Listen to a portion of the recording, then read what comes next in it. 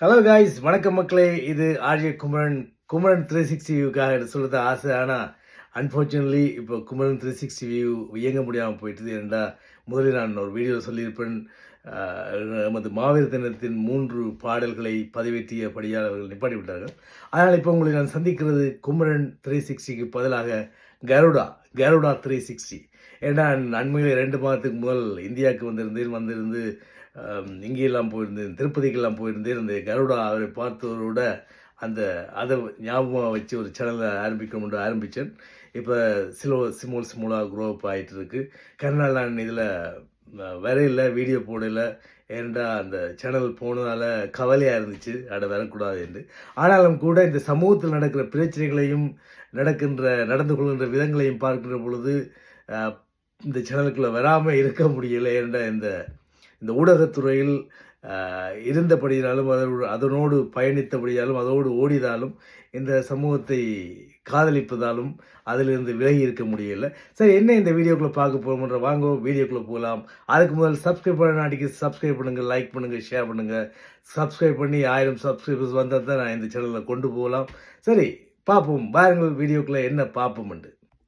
இந்த வீடியோக்குள்ளே பார்க்க போகிறது ஒரு ஹாட் டாபிக். இப்போ போயிட்டு இருக்குது. இந்த ரம்ஜான் நடந்து முடிந்து அதிலே திரு இர்ஃபான் அவர்கள் செய்த அந்த நன்கொடை பற்றியது தான் மிகவும் வேதனையாக இருந்தது. அந்த வீடியோவை பார்க்கின்ற பொழுது நானும் அண்மையில் இந்தியாவிற்கு வந்தவன் என்ற அடிப்படையிலும் அங்கு உள்ள நிலைமைகளின் அடிப்படையிலும் மிகவும் கவலையாக இருந்தது அவருடைய நடவடிக்கைகள். ஏனென்றால் இவர் ஒரு புலம்பெயர் நாட்டில் அல்லது ஒரு எலிசபெத் மகாராணியின் மகனாக இருந்து முதல் தரமாக தாயகத்துக்கு போய் தமிழ்நாட்டிற்கு போய் அந்த நிலைமையில் கண்டு அவ்வாறாக நடந்திருந்தால் அதனை மன்னித்து ஏற்றுக்கொண்டிருக்கலாம். ஆனாலும் கூட அங்கே வறுமைக்கு கீழ் உள்ளவர்களும் இருக்கின்றார்கள், பயங்கர பணக்காரர்களும் இருக்கின்றார்கள் என்ற அடிப்படையில் இவர் அனைத்தையும் பார்த்து வளர்ந்தவர், அந்த பகுதியில் இருந்தவர் என்ற அடிப்படையில் இவ்வாறு நடந்து கொண்டது மிகவும் வேதனையாகவும் கேவலமாகவும் இருந்தது.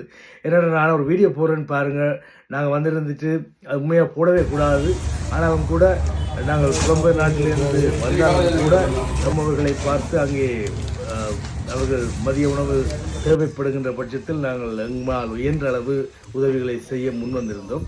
அப்படி இருக்கின்ற பொழுது இவர் தம்முடைய ஈகை பெருநாளில் இவ்வாறான ஒரு ஈகையை செய்து மிகவும் மனவருத்தத்தக்க வகையில் நடந்திருக்கின்றார் என்பது கவலை அளிக்கின்றது.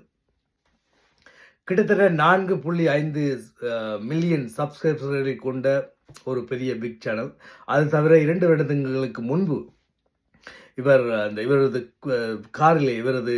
கார் ஓட்டி செல்கின்ற பொழுது ஒரு பெண்மணி அடிபட்டு அதில் கொலை செய்யப்பட்டிருந்தார்.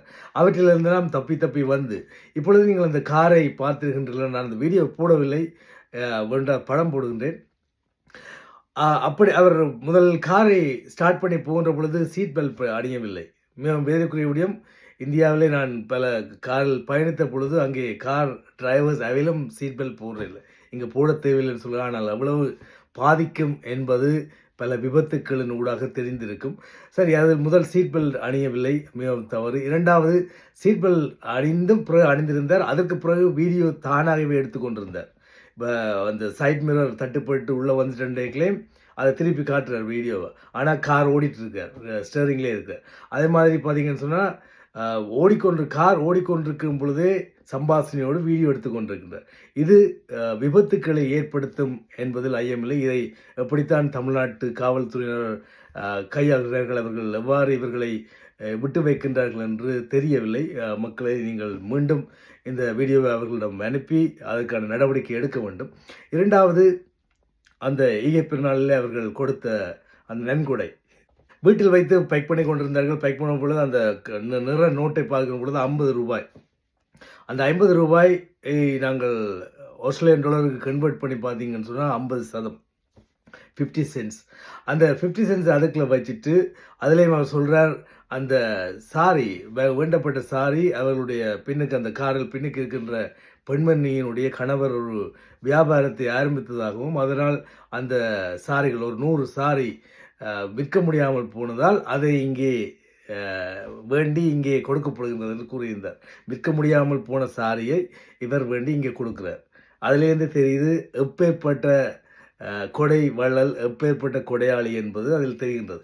சரி, அந்த சாரியை வேண்டி கொடுத்தார், எல்லாம் சரி. ஒரு 10 பேர் நிற்கின்ற பொழுது ஒன்று இறங்கி நின்று அவர்களை லைன் அப் பண்ணி ஒன்றொன்றாக கொடுத்திருக்கலாம், அல்லது காரை தவிர்த்து அவர்கள் இருக்கின்ற இடத்துக்கு சென்று கொடுத்திருக்கலாம். அவ்வாறு கொடுத்திருந்தால் அது அந்த கொடைக்கு ஒரு நன்மதிப்பு கிடைத்திருக்கும். ஆனால் இவர்கள் காருக்குள்ளே பிறந்து வளர்ந்தவர்கள் போல காருக்குள்ளே இருந்து ஒன்றொன்றாக எடுத்து கொடுக்கின்றார்கள். அப்பொழுது அந்த கண்ணாடிக்குள்ளால் கைவிட்டு யாருக்கு வர போகின்றது, யாருக்கு வராமல் முடிய போகின்றது என்று தெரியவில்லை. இவர் சொல்கிறார் எல்லோருக்கும் கொடுக்கத்தான் வைத்திருக்கின்றேன் என்று. ஆனால் அங்கே 100 பொதி தான் வைத்திருக்கின்றார், 100 சாரி தான் என்றபடியாக அங்கே 100 பொதி தான் இருந்திருக்க சந்தர்ப்பங்கள் இருக்கின்றது. ஆகவே அது 100 முடிந்தால் அது 101வது ஆள் வருத்தப்படுவார் அல்லவா? அதை எண்ணாமல் இவர் இப்படி சொல்ல, அவர்கள் தங்களுடைய தர்மம் அது தர வேண்டியதை இவர் கொடுக்கின்ற பொழுது அதனை வேண்ட வேண்டியது அவர்களுடைய தர்மம். ஆகவே அதில் எந்தவித பாதிப்பும் இல்லை. ஆனாலும் கூட இவர் இன்னொரு குறிப்பிடுகின்றார், அங்கே 2 நிற்குதுகளோ, அது ஒரு வார்த்தை பிரயோகம் எல்லாம் மிகவும் அருவருக்கத்தக்க வகையான வார்த்தை பிரயோகங்களும், மிகவும் அவருடைய நடவடிக்கைகள் ஒரு திடீர் பணக்காரன் எவ்வாறு இருப்பார் என்பதை காட்டுவதாகவும், ஒரு மிகவும் ஒரு சமூகத்தில் அதே சமூகத்தில் பிறந்து வாழ்ந்து வளர்ந்து வருகின்ற ஒருவர் அந்த சமூகத்தை இழிவுபடுத்தி காட்டுவது என்பது மிகவும் வேதனைக்குரிய விடயம். என்றால் இவருடைய சப்ஸ்கிரைபர்ஸ் உலகம் பூரா பறந்து வாழ்கின்றார்கள். அவர்கள் இதனை பார்க்கின்ற பொழுது அதனுடைய அந்த நாட்டினுடைய அந்த எம்மவர்களுடைய வாழ்க்கை முறை எவ்வாறானதாக சித்தரிக்கப்படும் என்பதை இவர் கண்டுகொள்ளவில்லை என்பது மிகவும் வேதனையாக இருந்தது. சரி, இந்த வேதனையான பதிவைத்தான் உங்களோட ஷேர் பண்ண நினைச்சேன். அவருடைய இந்த பாருங்கள், இதில் அதே இந்தியாவில் அதே தமிழ்நாட்டில் இந்த அண்ணாமலையார் கிரிவலத்தின் போது அங்கே எவ்வளவு இடத்தில் இலவச அன்னதானம் எல்லாம் வழங்குகின்றார்கள். கூப்பிட்டு நாங்கள் நடந்து போகின்ற பொழுது இலவச அன்னதானம், வாங்க சாப்பிடுங்க என்று கூப்பிட்டு சாப்பாடு கொடுக்கின்றார்கள். அவ்வாறெல்லாம் கொடுக்கின்றார்கள். அது வெளியே தெரியவில்லை. ஆனால் இவர் தன்னுடைய சொற்ப லாபத்துக்காக, தன்னுடைய வியூஸ் கூற்றுக்காக இப்படி செய்தது மிகவும் அவரிருக்கத்தக்கது. இதோடு இவர் நிறுத்திக் கொள்ள வேண்டும் என்றுதான் மக்கள் எல்லோரும் விரும்புகின்றார்கள். மிகவும் கீழ்த்தரமான ஒரு செயல் என்றே மக்கள் கருதுகின்றார்கள். சரி, பார்ப்போம் இதற்கு இவருடைய பதில் என்னவாக இருக்கப் போகின்றது என்று. நீங்கள் என்ன நினைக்கின்றீர்கள் என்பதையும் பதிவிடுங்கள். நன்றி, வணக்கம், மீண்டும் சந்திப்போம். சப்ஸ்கிரைப் பண்ண மறந்துடாதீங்க.